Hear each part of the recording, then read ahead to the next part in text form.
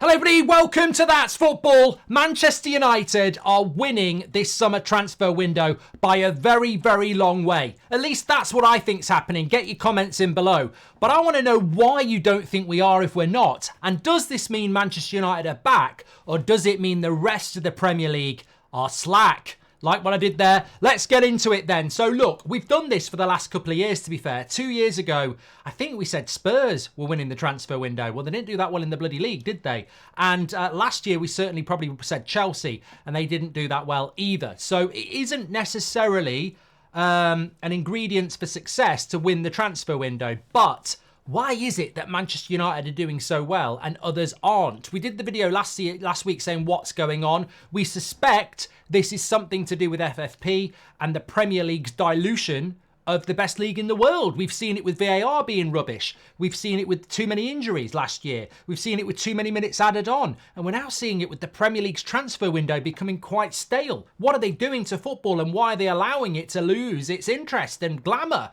Well, that's maybe for another day. Check out the podcast. But in relation to this summer transfer window at the moment, I don't think there's anybody anywhere near what Manchester United are doing. And yeah, look, as a United fan, it's fantastic. But I am surprised when I look around and go, well, why isn't anybody responding to this? Yes, United are a long way behind.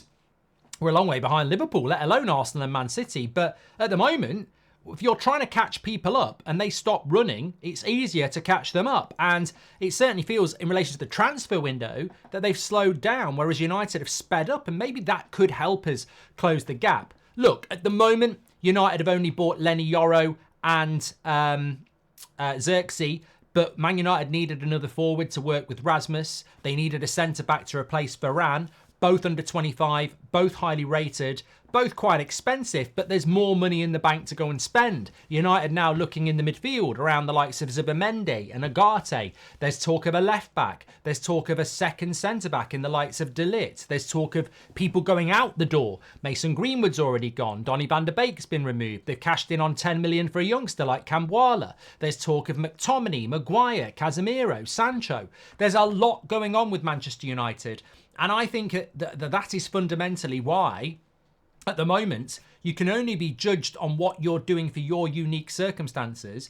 United are bringing players in, are working aggressively on that, but they're also ruthlessly getting rid of players that have needed to go for a long time as well. And I think that whole picture, there's only one other club I think slightly close at the moment, and that's probably Aston Villa. Today we're hearing that Diaby, who only came in a year ago for 50 million, is off to Saudi Arabia at 25. Well, remember what I said about the Saudi Arabian project. You can say he's only 25 and he's off to Saudi Arabia, but this is the project they want. They're tired of bringing in players towards the end of their career. They actually want to start recruiting players that are still in their prime. And as we saw in the Euros with Demiral, he's only 26. Diaby's only 25, but Villa recouping their money there.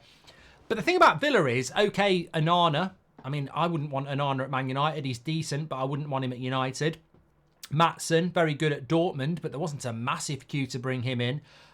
The rest of their signings are pretty much potential. They've let Douglas Luiz go to Juventus. So I can't say that Aston Villa's transfer window is as progressive or as exciting as Manchester United's, because Villa have had to sell to buy, really. I mean, Douglas Luiz was your best midfielder. He's gone. So, yeah, you brought in some good players, but it's, Man United are adding to what they've got. They're clearing the decks. Yes, Varane's gone, but that was because we didn't want to renew his contract on that wage. Martial is gone because he's injured and he's on a big wage.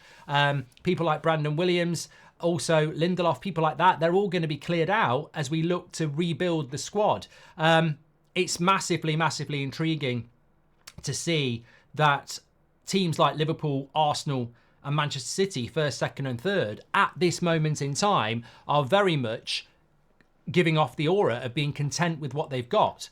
But that's a mistake in the modern game, and we all know that. I remember Man United when we won the treble in '99.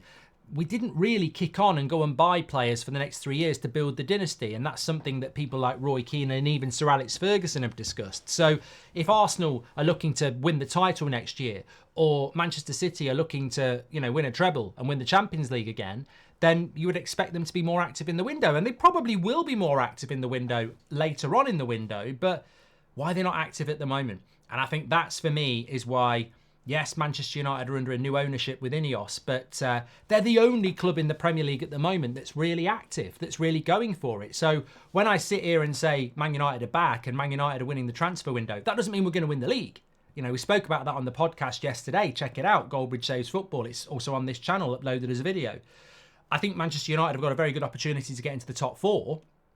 I don't think for 1 minute we'll get near Man City or Arsenal, but you never know. People said that about Arsenal 2 years ago, and you know, people were saying they won't get top 4. They were fighting for a title until April, so things can change quickly. But comparatively to Chelsea and Newcastle and Aston Villa and Spurs, I don't see a lot of activity. And I'm sure the comments are going to be, I'm really looking forward to reading the comments, because there will be people who see through it, and this channel's about that. You know, I'm a United fan, but I can praise other clubs. That's what That's Football's all about. But I guarantee we'll see people just not being able to move past the bitterness towards Man United and saying, you finished 8th. Well, yeah, you bought some 18-year-old crap French player and some 23-year-old who couldn't get in the Dutch team, and another. Yeah. But I think a lot of that will be based upon your club's not doing anything. And that comes back to what I'm saying. If you win the transfer window, you don't necessarily get in the top 4. We've seen that for the last 2 years. I think Spurs and Chelsea have had good transfer windows for the last 2 years. Neither of them into the top 4. So it doesn't necessarily mean that you're going to be there. But when you look at a club in the transfer window, there is no prize for it. But you can say this Premier League club has had the most active transfer window. And I think Man United's transfer window so far has been, I would say, a strong 7 out of 10. Still a lot more to do, but we've removed people like Greenwood. We've brought in players that we need to bring in. There's a lot more to do. But compared to everybody else, we're way ahead. Way ahead. Who would I put as I said? I can't really think of anybody else in the Premier League that's doing that well. I think Villa have done okay, but Villa's is balanced by the fact that they've had to sell to buy. You know, Diaby's going now. Luis is already gone. You know, I'm not saying Diaby's one of their best players, but, you know, you're going into the Champions League. You finished 4th place. I think Douglas Luis is a big loss. And for me, that's where FFP falls down. When a club that has a great season like Aston Villa qualifies for the Champions League but has to sell one of its best players to buy, I think there's something fundamentally wrong with the Premier League. And when clubs like Man City and Arsenal aren't really doing anything at the moment, I think seriously there probably is.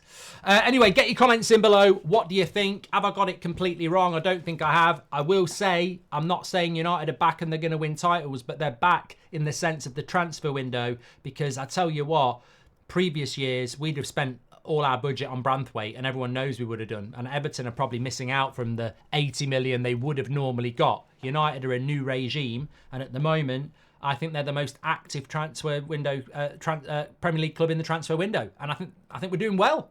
I think we're doing well. Why do you think that is? Get your comments in below. Do you think I'm wrong? Get your comments in below. Speak to you in a bit.